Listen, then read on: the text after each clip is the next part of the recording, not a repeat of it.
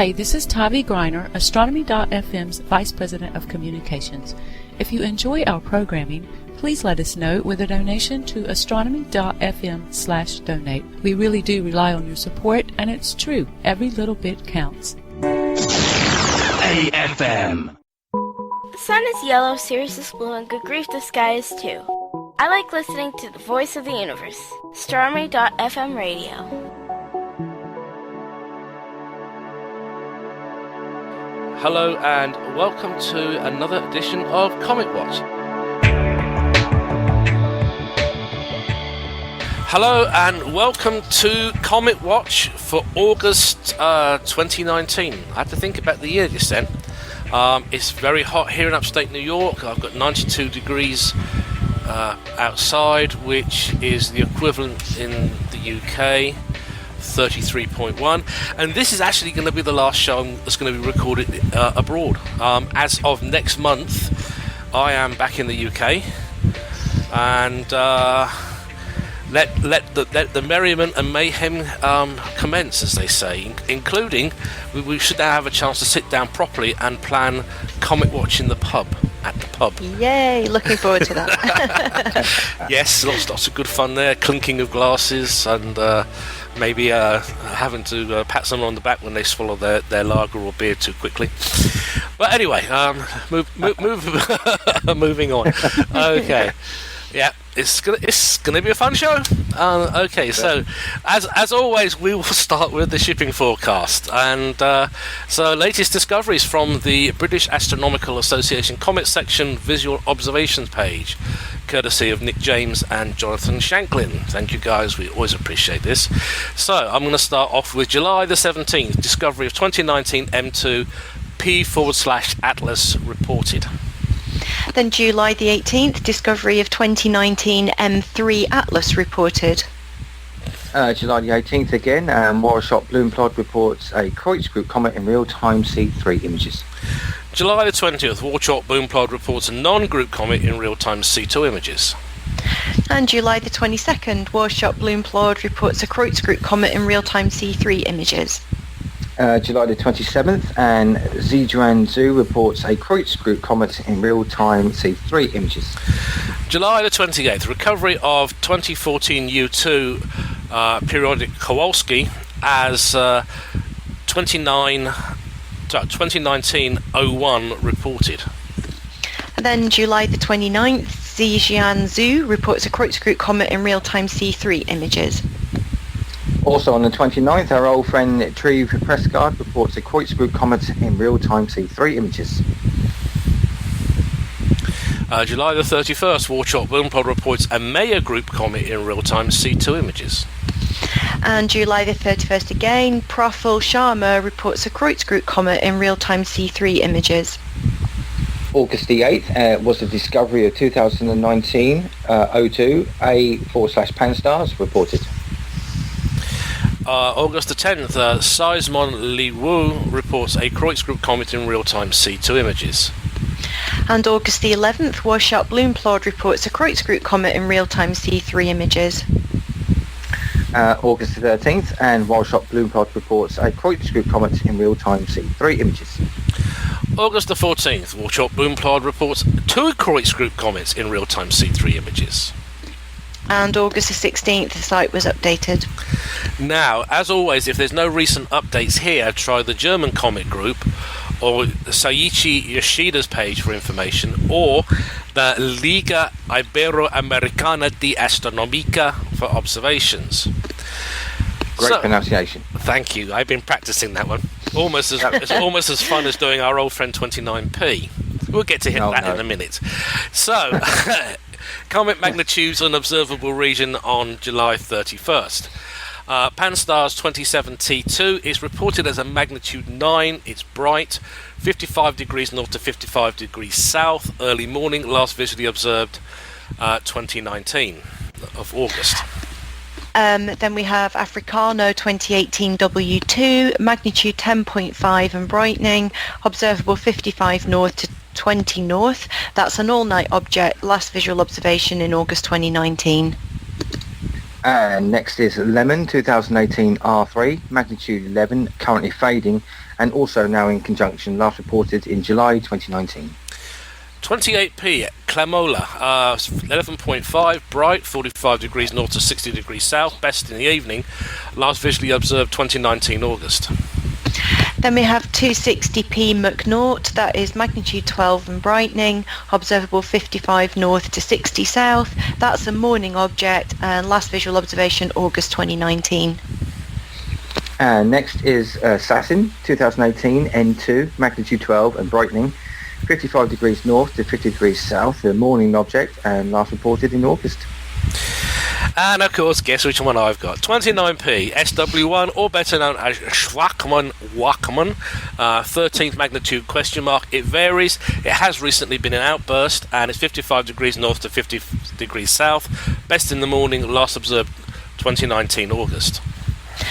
And we have Catalina 2018 W1, magnitude 13, that is fading, observable 25 south to 90 south, that is an evening object, no visual observations reported as yet. And lastly is Pan-STARRS 2016 R2, magnitude 14 question mark and fading, 55 degrees north to 20 degrees south. It's an evening object and was last visually seen in 2019 January. Now, the observational region, is an approximate indication of the latitude in which the comet may be seen. Obviously, under good conditions, comets may be visible outside this range. The period when visible is for the UK, but if the UK is visible for us, otherwise for 40 degrees south or the equator as appropriate. Now, the last visual observation obviously is as received by the Comet Section. Details are updated on the basis of observations published elsewhere. I will say this, beginners will often find comets fainter than about 7th magnitude difficult to locate. Always use the BAA Comet Section page for further information on positions and finder charts. Now, let's go back a little bit to good old Pan-STARRS 2017 T2, because I know you've got a beef with this, Norman. Yes, I have. Oh, excuse me. Yes, there's been lots of observations of it recently, and although we quoted 9th magnitude, most observers, in fact nearly all of them, apart from one certain person, are saying it's 13.5 magnitude or 14. Which would put it on track at the moment to be bright next year, around about, I think it's about June next year, it should get up to about 6th magnitude. Now, one certain person has quoted it at 8.5 magnitude at the moment, when far, far more experienced observers, Alan Hale included, is one of those, have said it's about 14.5. So we do not know what's going on. We've had lots of more observations since this person said it was 8.5, and they are still saying it's 13.5. So it's best to ignore that for the moment.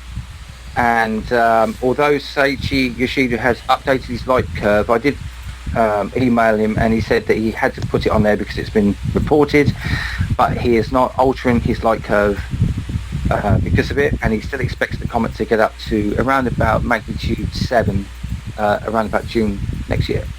And of course, the nice thing is this: if it is on track, it should become visible in binoculars. Yes. So, fingers crossed. Comets are like cats; they have tails, and they do with them as they wish. Now, back to the matters in hand. We have a guest this month, and he's an old friend of the show. And dear old friend, would you like to introduce yourself again? Hi, this is Jim Scottie from the University of Arizona. I like comets too. Now, interestingly, an old comet has actually come back into the news. I know that we've been discussing it in the Cometwatch group, and that is Lexell's comet. What is going on with it? Because it was supposed to have been recovered back recently, but no one's seen it.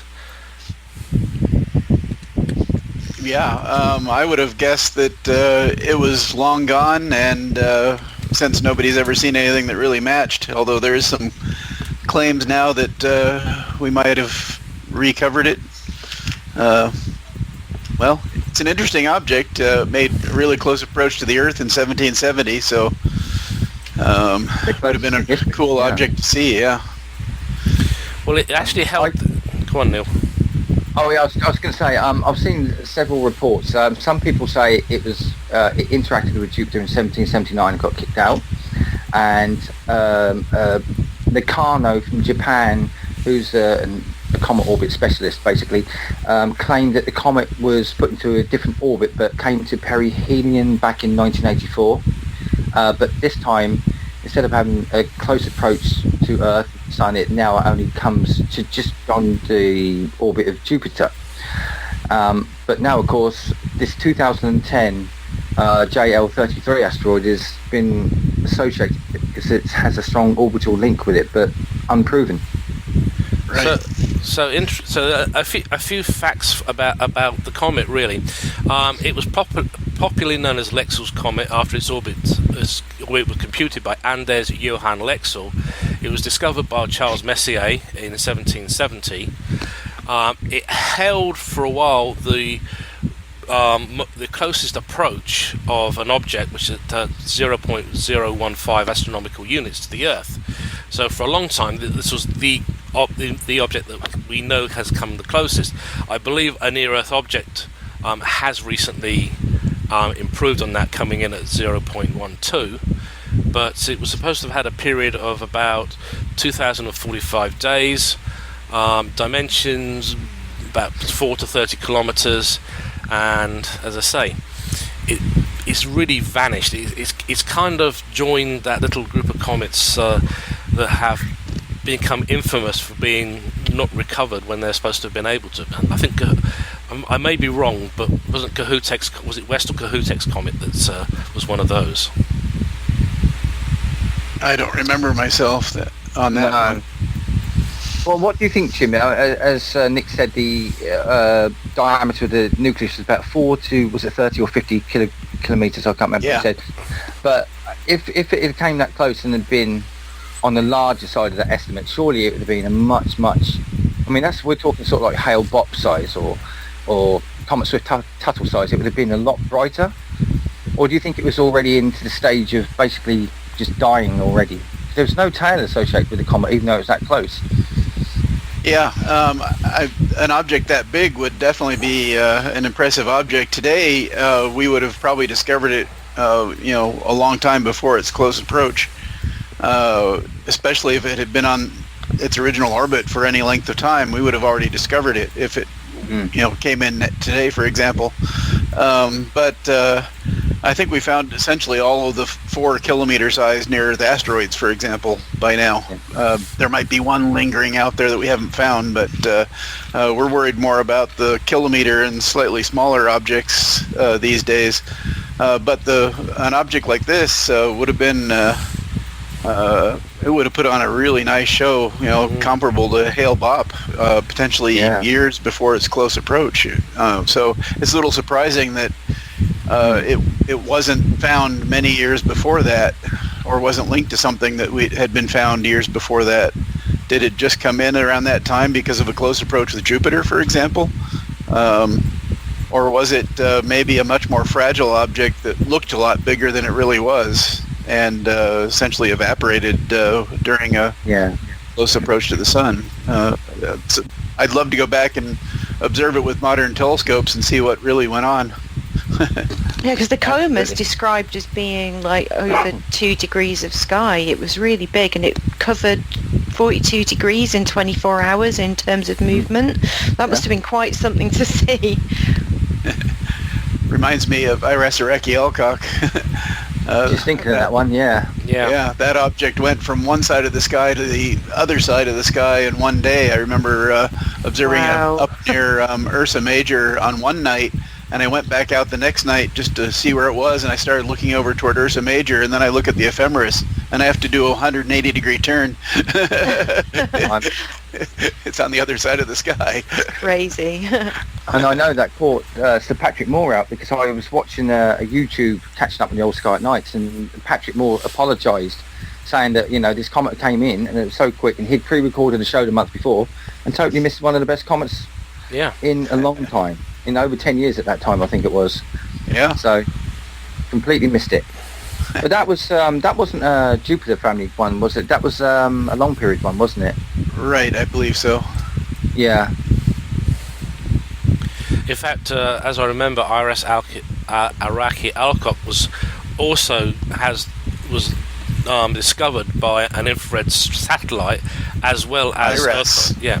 IRAS, which was really, in some respects, it really did take the whole game up a whole new step, because now we had an instrument looking in the infrared, and it not only did it help discover the comet, it also happened literally simultaneously with the visual discoveries, and I think that was probably the very first time we had such a fast confirmation ever.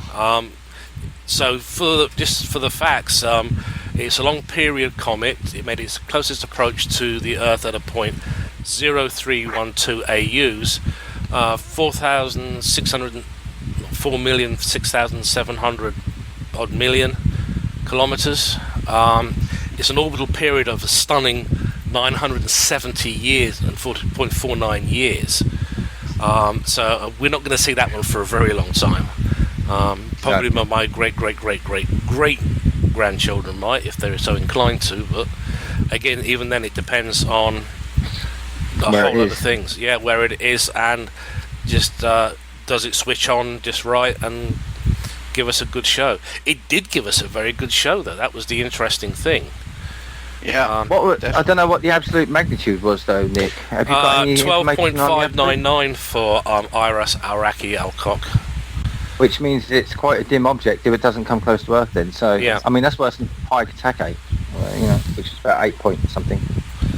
But it has to be close to be good. It has to be close to be good. It has to be just in the right part of the sky for visual and for imaging. And I tend to think if we can ever get the James Webb Telescope up, it would be great to be starting to look at some of these comets in the near infrared. I know that really the whole point of the James Webb is to look back into Planck time and the beginning of the universe, but wouldn't it be fantastic to do what IRAS did, an image and take data on a fairly decent bright comet as it comes into the solar system, into the inner solar system.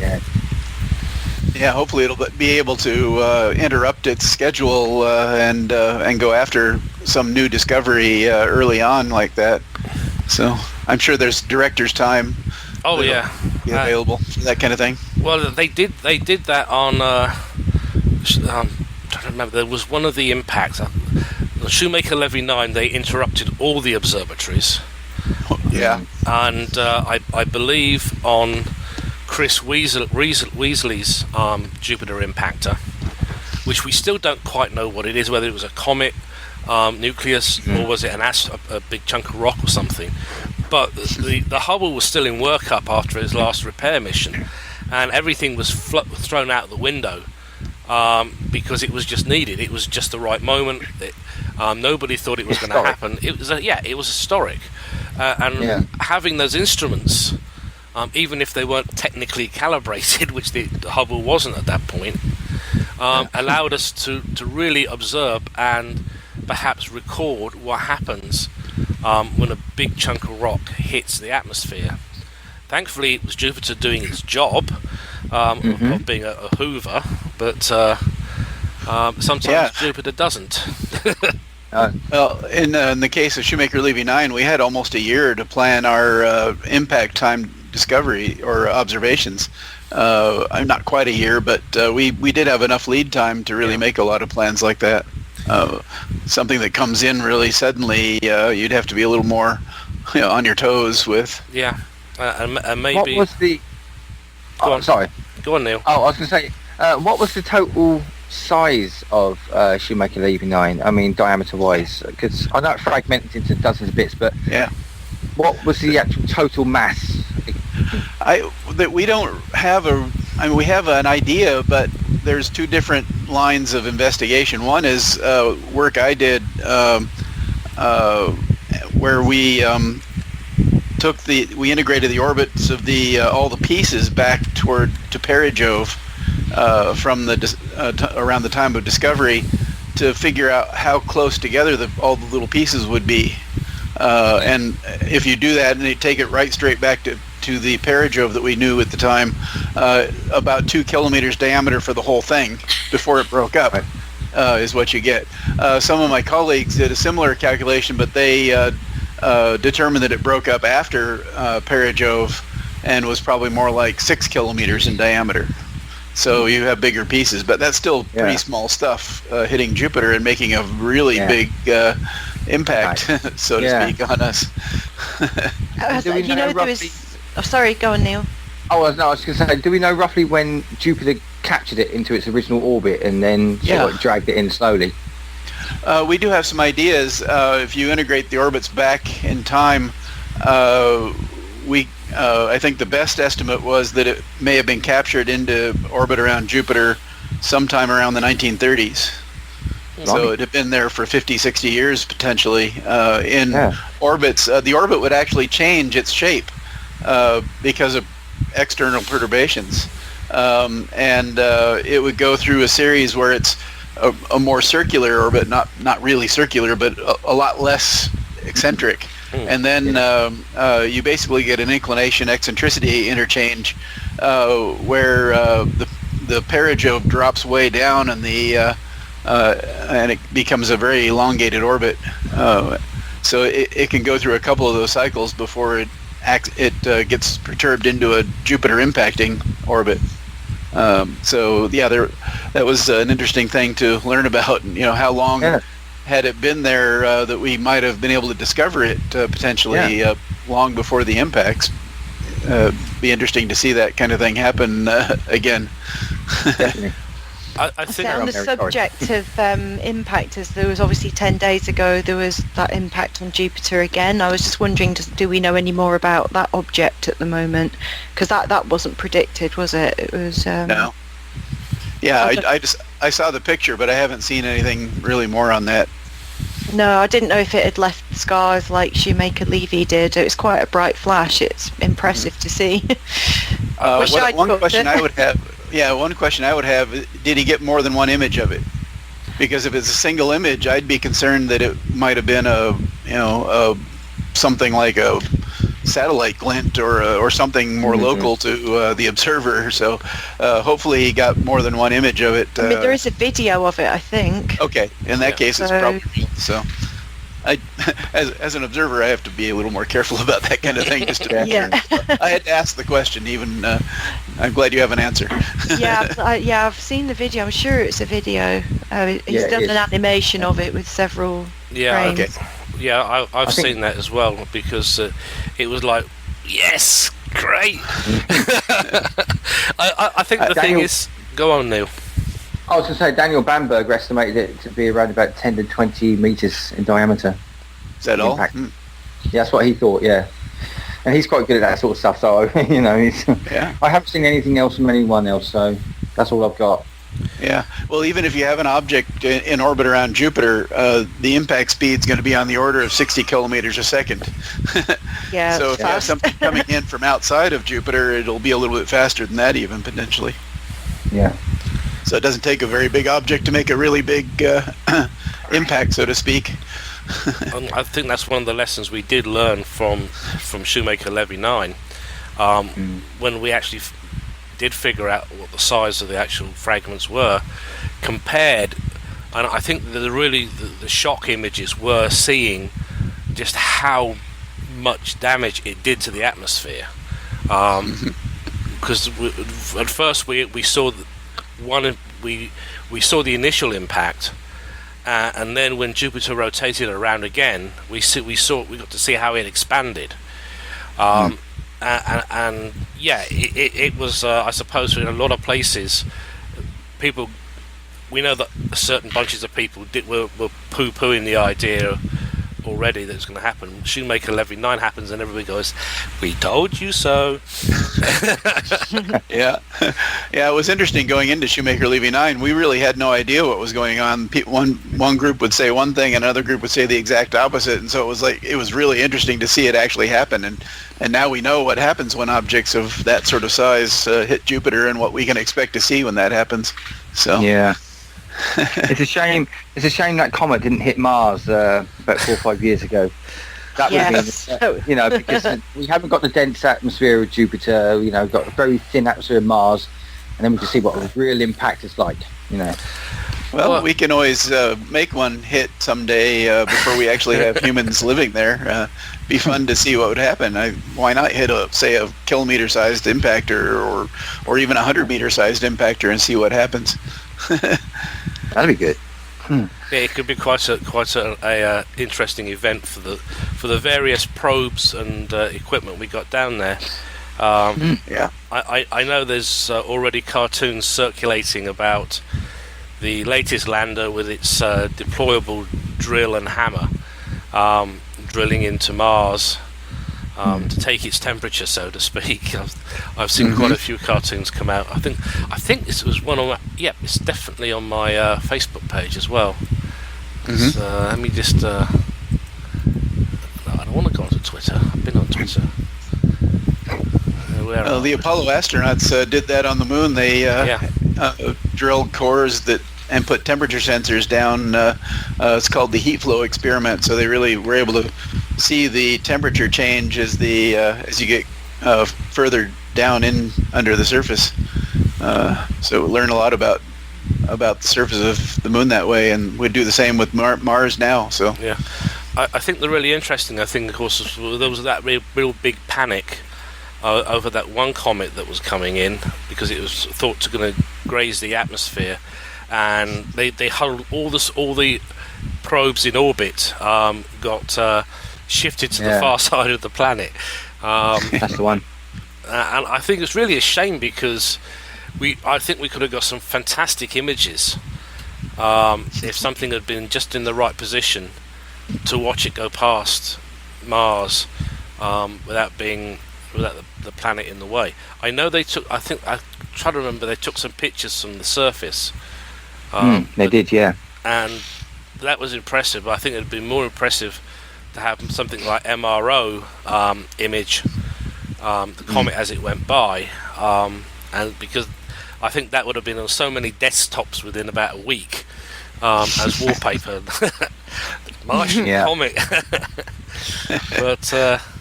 But maybe that would be one way to terraform Mars, is to find some nice water-rich comets, and before we actually get nicely set up on Mars, bang. Take a few years. Yeah, it would. Well, definitely. Isn't it Been fun? reading We can speculate like that. Yeah.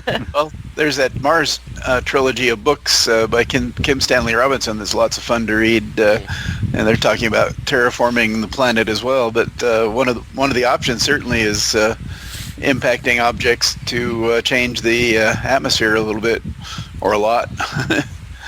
And of course, you would need to jumpstart the planet's magnetic field again as well, because we know that's pretty much dead as well. So that would also help with solar radiation protection. Well, or you got to have more careful habitats that protect you from that kind of thing, or something like that. Anyway, so let's go. Yeah, let's. Well, they're talking about using indigenous materials to build the habitats, because the big issue, obviously, with using metal in your habitat is when when radiation goes through metal, you get alpha, beta, and gamma particles spray. So it's almost like being inside an X-ray machine, I suppose, or something. Because every time something hits your habitat, you're going to get a fairly nasty dose of radiation. Well, you just need to bury your habitat under lots of soil, and then you don't have that problem. Well, yes, and again, that's something they're looking at for the moon, is building habitats in lava tubes. Yes. Yeah. But it is fun to think about those things. It is, yeah. At least you'd have heating. There you go. My sidekick from the Event Horizon, my daughter, she's done on the show as Starstorm. She loves to make comments, and the thing is, she points out it would help with the heating of keeping the habitat at a good temperature for the colonists. So, yeah. But it's. I have to admit, I'm getting kind of hopeful about Africano at the moment. It's at 10.5 magnitude, but it may actually do quite well, and it may actually be a decent comet for binoculars. It will. And I think this is the problem with 2017 T2 at the moment. No one can actually decide the magnitude, and I think a lot of people are getting antsy. They want to get out there with their telescope. Yeah, there's a nice conjunction. It's going to be near the Pinwheel cluster at the end of October, so I'm hoping it's bright enough to be able to see that. Yeah, I think it's going to be quite a nice object. Hopefully, it's a bit of a gassy object, but a lot of comets these days tend to be like that. Yeah, we've not had a decent one for quite a while, have we? No, not a dusty one. Well, I'll go out and see if I can find one. Maybe one of my 21st magnitude comets will get up to bright enough to be seen by Alan Hale. And to be seen in the Northern Hemisphere for a change. Yes. Yeah. It's we're in a bit of a drought, aren't we, at the moment? I mean, there's not a lot coming next year either, I don't think. I mean, maybe one. I think a lot of people are looking out for this 2017, is it K2, which was discovered a very long way away, was very, very active. And I think David Jewett wrote a paper on it and got the Hubble Space Telescope to look at it and everything. I think that's correct. That one could be a monster, but I don't think it's going to be very favourable from the Northern Hemisphere. Surprise, surprise. Yeah. We need a second home in the Southern Hemisphere. We do. We should holiday for when the bright comets come. Sounds like a plan. It does. Or just use SLU. Well, I'm guessing that Nick may have dropped out. I don't know. So just in case it has. It got quiet since... Yeah, sorry about that. I'm still here, chaps. For some reason, my mute button got activated. Don't know why. I was just about to say that since we were last on in about 1987, or whenever we did the last show. 2 months ago, Neil. Oh, okay.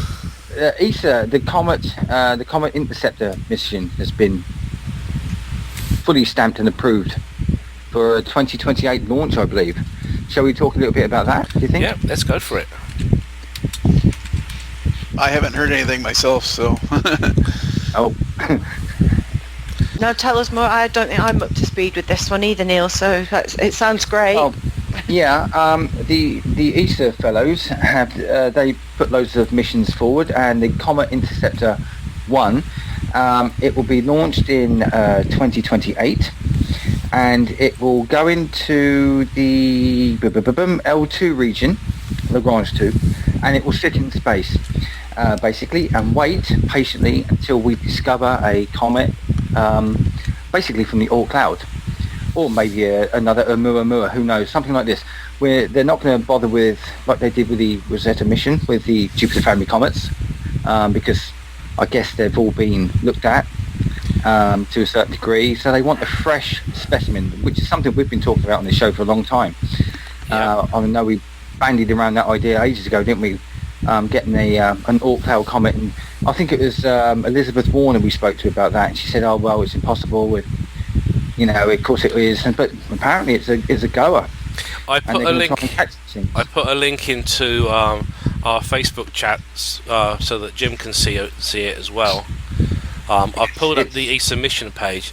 Okay, so it's we're getting 3 spacecraft. Yeah.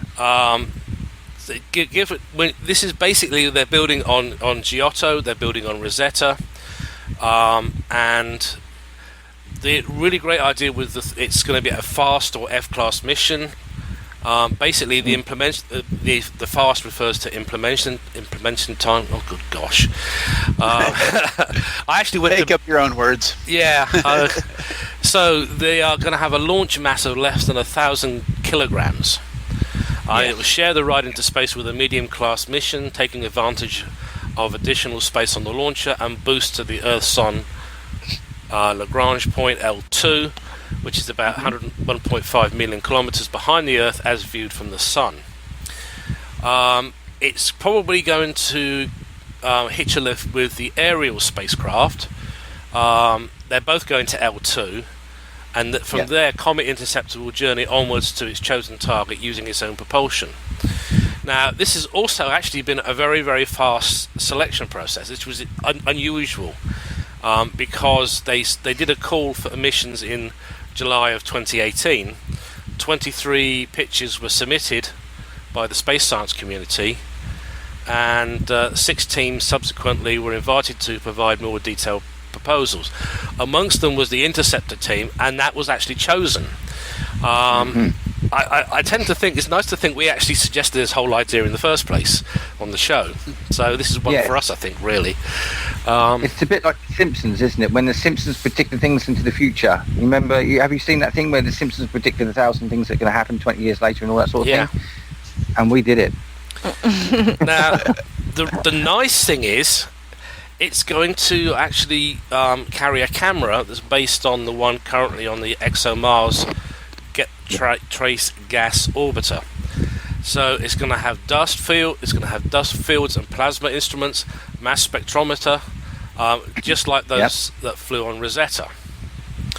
So I wonder if they get a quiet period. I wonder if they'll try and intercept Halley on its way back if there's nothing. That's a little while off in the future there still. Well, yeah. I like to think ahead. Well, we have to think ahead because, to be honest, it is one of our most famous comets. Okay, it had a vast armada go to it.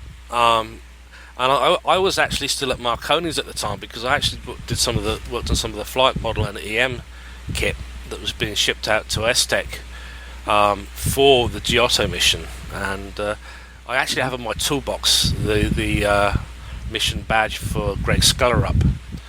In fact, one of our group members worked on that mission, Gerald. Really? Yeah.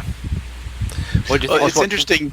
It's interesting to study different kinds of comets like this because that we really think that the Jupiter family comets and the long period comets come from 2 different sources. Yeah. So studying them will tell us a lot about those 2 different sources and help us really understand where they all come from. You could easily think of Halley as maybe a long period comet rather than a Jupiter family type comet. So you might be able to make a mission toward one of those kinds of comets and sort of be studying the long period comets indirectly, although they've been contaminated a little bit more by close approaches to the sun. But still, they come from probably the same source. But waiting for a comet coming in from the Oort cloud, you generally have a very short amount of time to do anything with it, so you really have to have something maybe sitting out there parked, waiting to go, ready to go when you find an object, and then direct it off to that object fairly quickly. So this sounds like a really cool mission. It'd be fun to see it through its whole mission. Silly question, but how do we know for sure that it hasn't been into our solar system before?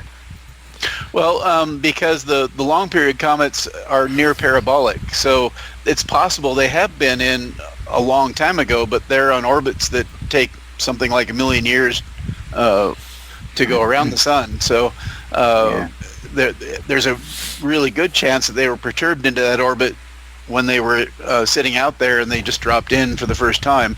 But there is a chance that it made a close approach, maybe not as close if we see an object coming in that's going to be, say, around 1 AU from the sun. It's possible that it might have had a previous orbit where it was at 1,000 AU from the sun at perihelion. So, we can't say for sure, but I think we know the class of objects well enough to generalize them a little bit that way. And of course, the nice thing is we can now do spectroscopy when they're quite far out, and we can get a very good idea of what they're composed of, which gives us makes us ask more questions like what was out there in the proto-solar system that isn't now? Where did it all go? Did it go into the gas giants, or was it perturbed? Was the actual perhaps the elements were perturbed by close approaches from outside the solar system, or what? We really don't know. And of course, the other brilliant thing about this mission is we get another Oumuamua that we can say this is definitely going one way. We can probably send a mission to it. We can actually go there and have a look at it. They don't really tell us much about what the propulsion system is, so I suspect it may be one of the ion propulsion systems that NASA's been having a lot of success with. So again, it's really a case of we are building on so much of the legacy missions and saying, okay, we can do this. This is what we need, and in some respects, most of this kit is off the shelf, which I think is the really great thing. So yeah, everybody says, it's 2028 or something that's going to go, but it isn't really a long time. Not when you're building spacecraft, and if you are really using off-the-shelf components, there may be an argument for the mission to be accelerated and perhaps to go earlier, particularly if something is detected far out by one of the surveys or something, or there's a determination, well, we really need to know about this object. Maybe we can push for Comet Interceptor to be started, maybe even if it's just an extra unit built and launched. ESA has the facility to do that. They have Ariane, they have the Vegas, they have the Russian systems all at Kourou. So finding a ride may not be a big problem if there's a suitable urgency to perhaps push this mission ahead of when it would normally actually go out. So who knows? But the thing is, somebody obviously has sat down and listened to the community. And who knows, maybe they've even listened to our show. I don't know, but I'm going to say they probably did, because we've all discussed this amongst ourselves on previous things what we would like to do, and hearing a bunch of people, not only amateur astronomers but professional people like yourself, Jim, discussing this and saying how great this and how important this would be. Maybe someone has got off their duff and finally said, yeah, okay, let's look at it, let's get proposals in. This whole team is being led by Geraint Jones of the UCL Mullard Space Science Laboratory and Colin Snodgrass of University of Edinburgh. So they're the team leaders. Now, I will actually put the links for this into the show notes on YouTube, because I think really this is a mission impossible, but it's a mission that has to happen. I mean, I know, going back a little bit, I mean, David Jewett would have loved to have seen it if we could have gone back in, going in future. He would have loved it to have gone to K2, 2017 K2 Pan-STARRS. I think Patrick would have loved it. He would have been over. He would have been.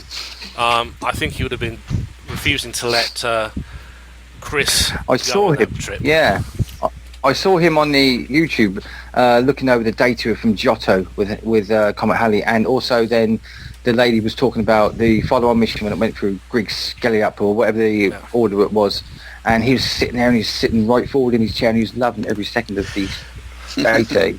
I thought it was brilliant. So did I, actually.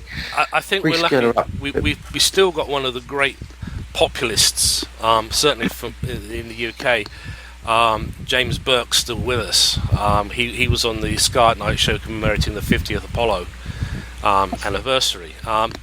He would be perfect for the Sky at Night, because he is just as insistent on the facts and getting the answers to the questions being asked. Yeah. It seems like you should be able to build 2 or 3 of these spacecraft and go to a couple of different long period comets that come in, and maybe even have another version of the spacecraft with a bigger engine that could go visit one of the Jupiter family comets and do the same kind of study, except maybe from orbit. Like we did with yes, please let's go do 29p. Yeah, that one's pretty far out, but it would certainly be a very interesting object to go study in great detail. But we know we have accurate idea. We have an accurate timing for its outbursts. So anybody, if they were to say, well, it's too dangerous for the spacecraft, that's a load of Tommy rot, because we know its timeline for an outburst, and we can plot it, and it's like I see comments in all the comet groups all the time saying, well, we're waiting for the next, I think it's 56-day period for our next outburst from 29P. We want people still looking at it all the time, even though it's not an outburst, because we want to catch it as often as possible. In outburst. Yeah. And we know we can time it. We know where it is in the solar system. Studying the surface of that thing would probably tell you everything you need to know about why it does its outbursts in the first place. Yeah. So that'd be a great object to have a mission to. It's just so far out, beyond Jupiter there, that it's going to take a while to get there, and there's not very much solar power if you wanted to run with solar panels or things like that would be it's still I'd love to go see it. Let's go. We don't need solar panels because the RTG technology that was employed on Voyager is still being used today. It's being improved all the time. Mars 2020 is getting its own RTG power pack. It's really getting to the point where they know how to build this kit. They know how safe it is. They test the casings for these radioactive isotopes so they know what it would take to break them. And of course, everybody was saying, "Oh, what if the rocket blows up on the launch pad?" Well, guess what? Nothing's going to happen to. You're not going to get radioisotopes everywhere because that's one of the tests they do. They simulate a launch explosion, and the casing so far that they've used, the casings have never ruptured. Yeah, we sent them to the moon with Apollo, and one of them came back to the Earth with Apollo 13. And the whole thing was, we learned so much.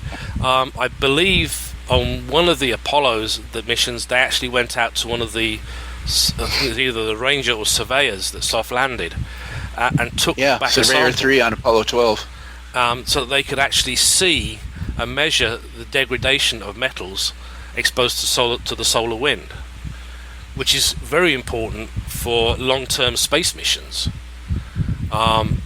So we have an idea how the metal changes, if it does at all. So we have the technology, as they say. Let's do it, and let's get using it. Yeah, thank you, Starstorm. And maybe actually have two versions of the Comet Interceptor. Have the current version, and then build maybe just one or two with a more powerful ion engine, or maybe a mix of chemical and ion technology, and so that we can do a fast intercept if something really spectacular comes in on very short notice. Oumuamua caught us with our pants down, literally. Sort of don't know about you, Nick, but well, if you remember how people were reacting at the time, because at first it was thought it was just a rock, and when everybody started to twig that it was actually not a regular piece of rock, it was actually transiting the solar system. A lot of people really weren't up to speed, and there was a scramble to image and radar survey it. So this is what Comet Interceptor will actually perhaps prevent, and then we can start finding more objects, more comets. Maybe we can go to one of these funny little objects that starts suddenly just becoming a comet, switches on and displays cometary appearance, and then switches off again and becomes, it's just another piece of rock. That would be another great place to go and visit, because 1 minute it's an asteroid, then it starts to produce a tail and everybody's scrambling to change it and have it reclassified as a comet, and maybe a few months later it switches off for some unknown reason, and it's back to being an asteroid again for designations. Yeah.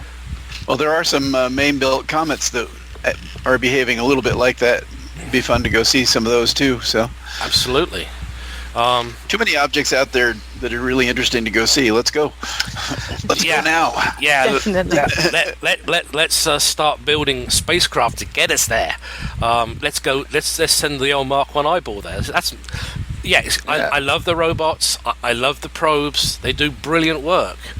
But at the end of the day, let's start sending humans to look at these things. Let's send people to actually visit a comet and maybe if we're really, really clever and really careful, let's track it in, put an instrument package on it, and then sit back and watch the changes as it comes in and goes out back into the icy depths of the solar system. We need some really big rocket engines. Where's the Enterprise when you need it with warp drive? or even a shuttlecraft or two. Yeah. But, if you're going to send humans, you got to bring the humans back. But if you send a spacecraft, you don't have to worry about bringing it back. So there's a lot to be said for unmanned spacecraft still for a while, anyway. Oh yeah. The thing is, though, it's interesting that both the UK and the US did a docudrama series based around the concept of a united world spacecraft that toured the solar system. The BBC version was Journey to the Planets, and they interestingly both kept the same. Both spacecraft looked scarily similar, and they both had the same name, being called the Pegasus. But the idea was it was a spacecraft that would meet up and refuel as it got to its various targets, and then the crew could make a command decision: do we go further out into the solar system, or is it time to turn around and come home? It was kind of along the lines of Arthur C. Clarke's USS Discovery in 2001. Yeah, when you're going to visit comets, comets have a fuel source on board already, so you can mine the comet and stock up on your fuel to get back to home or to go some other place like that. That sounds like a good mission. Well, I'd be happy to go one way. And so were many thousands of other people when they did the Mars One thing. It would certainly be interesting. And I think it also being able to image a comet from Mars properly will certainly be very, very different. So you mentioned earlier about possibly getting infrared observations. I don't think I've ever seen any infrared observations of comets before. What would that benefit us with? What's it going to show? I'm being another silly question. Sorry. Well, I think the thing is, in some respects, it was one of those things that helped in the discovery and confirmation of Araki Alcock. IRAS was it's the first time that a space telescope, I think it's the only time a space telescope has actually been allowed to have its name on a discovery of a comet, because it was looking in a part of the spectrum that we can't look at because our eyes aren't attuned to it. And there were several comet IRASs. Hartley IRAS, for example, was another one. Trying to think if there was a Comet Wise. I don't think there was there? No, but it's interesting the fact that the actual observations complemented the visual stuff from Earth, and as I say, near infrared could be very interesting.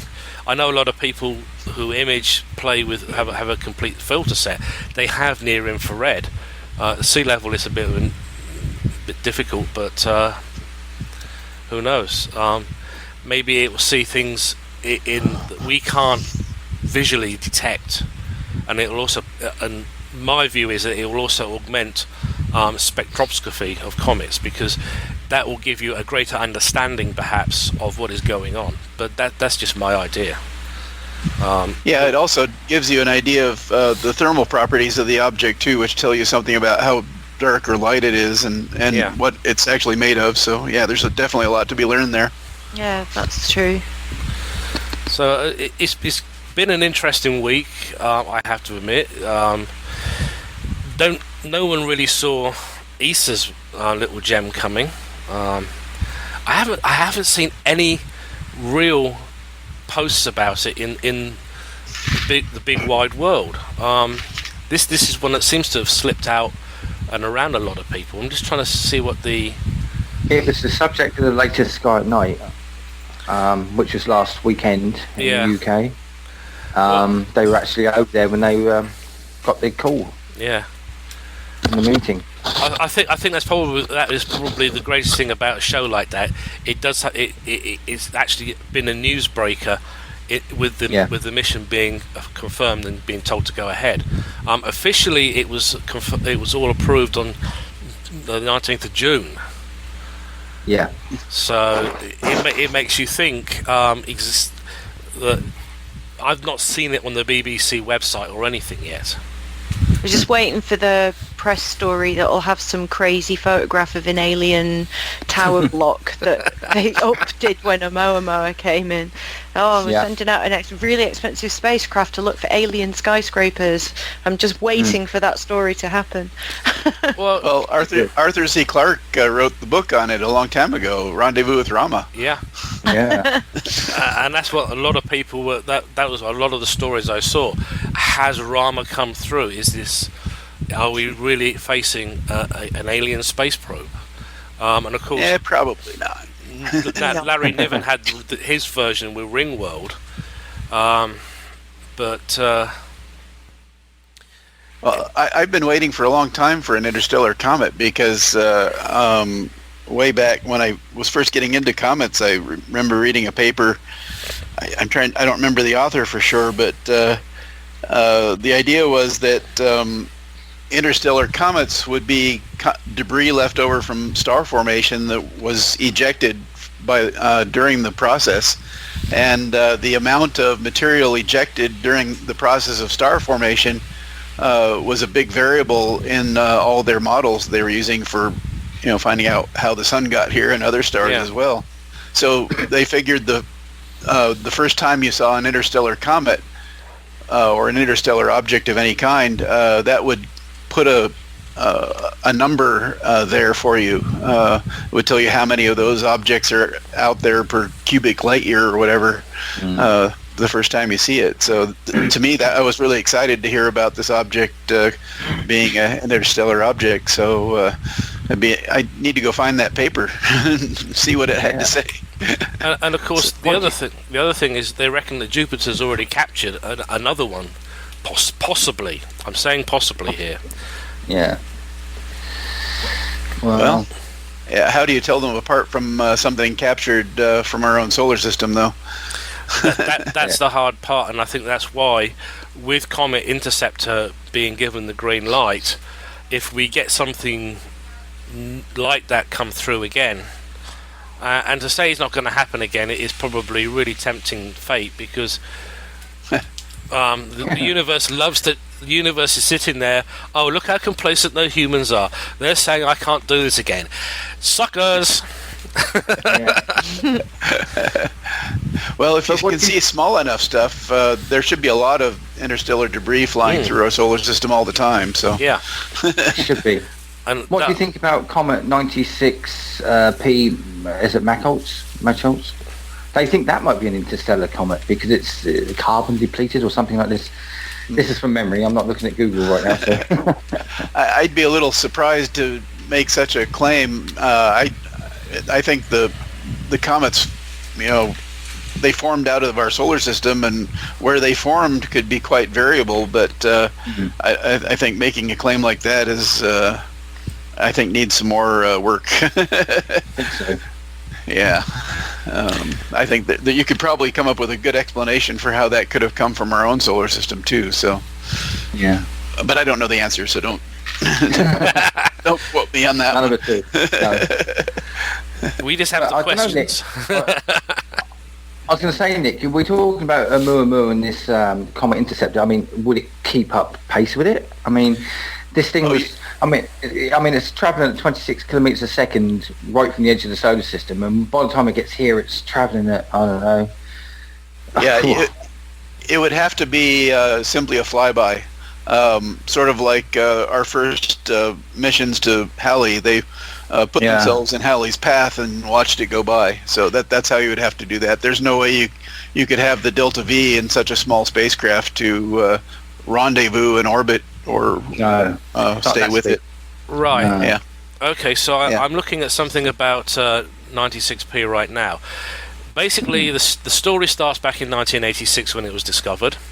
When it was tracked and its orbit determined, it's got a rather peculiar orbit.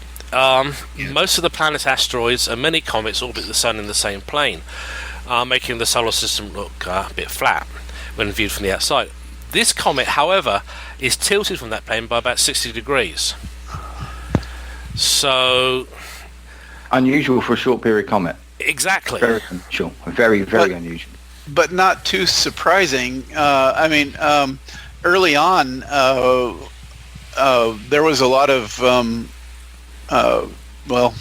discussion about where do the short period comets come from, and originally people were trying to make them come from the Oort cloud, like all the rest of the comets.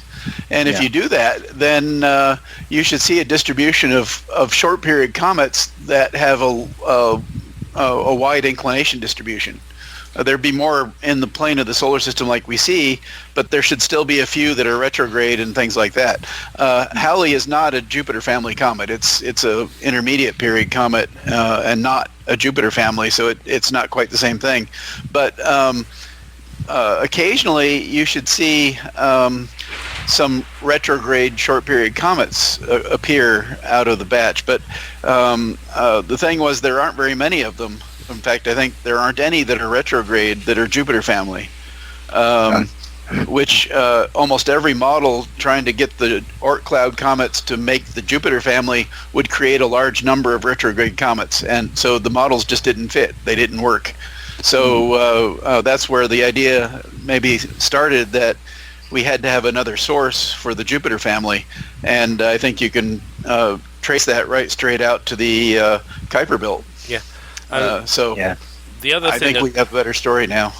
The other thing, of course, is that we've discovered fragments from it on one of the previous passes, and of course the carbon issue is why people are thinking of it may have actually been hijacked from another solar system. Yeah. Well, what if it's really that first Oort cloud remnant that is on a high inclination orbit, and maybe it's telling you more about the Oort cloud comets than the Jupiter family comets. So I don't know. We can arm wave for a while, I think, here.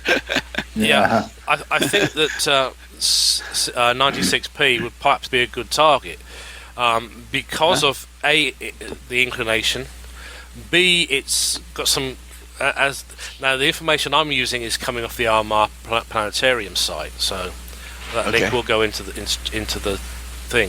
It has the close perihelion though, doesn't it? It's a quite a close one, isn't it? Well, yeah, because they've actually got some spectacular images on Soho on the LASCO C2. And I thought they did. 2012, they think they discovered an A and B fragment of the comet itself.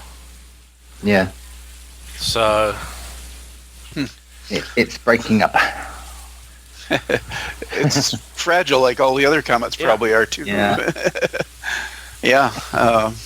Well, let's go study it. But we should also make sure we study some of the Jupiter family comets too. But dynamically, if it's high inclination, it's going to be a little more challenging. You're not going to be able to rendezvous with it, but again, you'll probably be able to fly by it, or have it fly by you, I should say.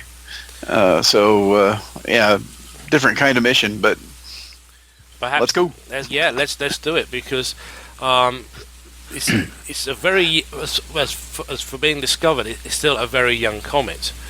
I think they're talking about seven passes or something, 7 to 12 passes. So yeah, that is pretty young. Yeah.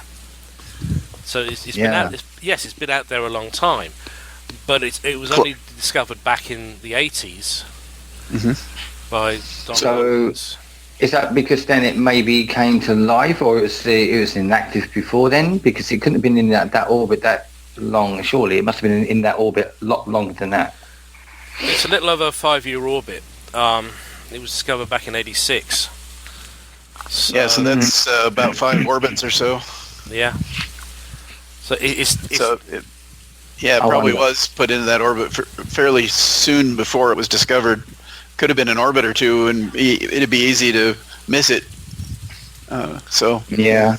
Something it got in the way of perhaps Jupiter or Saturn, or one of the gas giants gave it a kick, and then Jupiter captured it. Definitely. And I am grateful for it. It is going to give me something to look forward to. Probably you can convince me to buy a CCD, I suppose, at some point, and go for it. Why not? Absolutely. Oh, with that new scope, it deserves one. It's going to be interesting. yeah. Even though I'm going And of course, this week we had a nice Kreutz comet actually hit the sun, didn't we, a couple of days ago? So it's been quite eventful recently. Yeah. One of the bright ones of recent times. I want to address your comment earlier, Jim, about Kreutz, about these comets, because anybody who thinks that sun grazers rarely happen really need to be sat down and given a really, really good Gibbs. Right. Because the Kreutz family is a very well-populated family of comet debris. Brian Marsden was, I think, the first or one of the first to recognize that all these sun-grazing comets were in very similar sorts of orbits and probably came from a previous apparition of a bigger comet that fragmented when it passed very close to the sun. And so we're seeing the bits and pieces of debris from that earlier comet. And by the way, the object doesn't have to hit the sun to disintegrate and not come back out the other side. I'm not sure if this was a case where it did hit the sun or it just disintegrated, evaporated or whatever, as it made its close approach to the sun. I think most of them tend to not hit the sun but evaporate. In the process. So, but they do happen very frequently.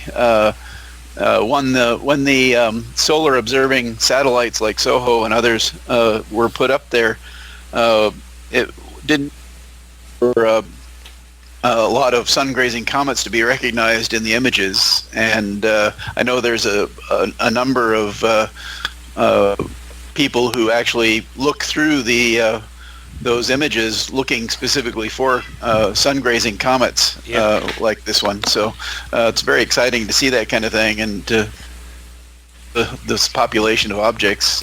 Guys. So I'm going to have to. So they're all believed to have come from one parent comet that's broken up. Is that correct?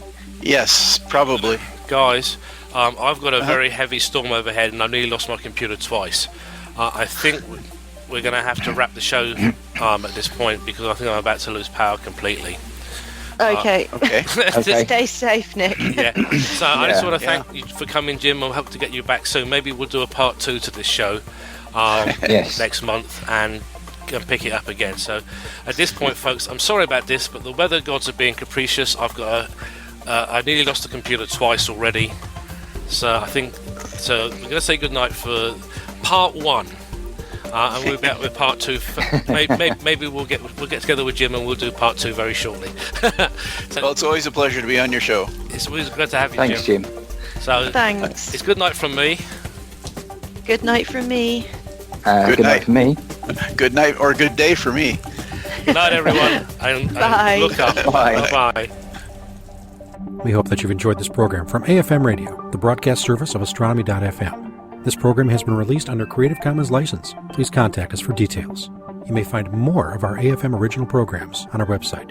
It's really easy to find us. We are Astronomy.fm. You may also find us in the iTunes radio listings near the top of the News Talk section, and also as an iTunes podcast selection. We'd love to hear your comments. Please email us at radio@astronomy.fm. Thanks so much for being part of the voice of astronomy around the world and across the known universe. This is Astronomy.fm Radio. Hi, this is Tavi Greiner, Astronomy.fm's Vice President of Communications.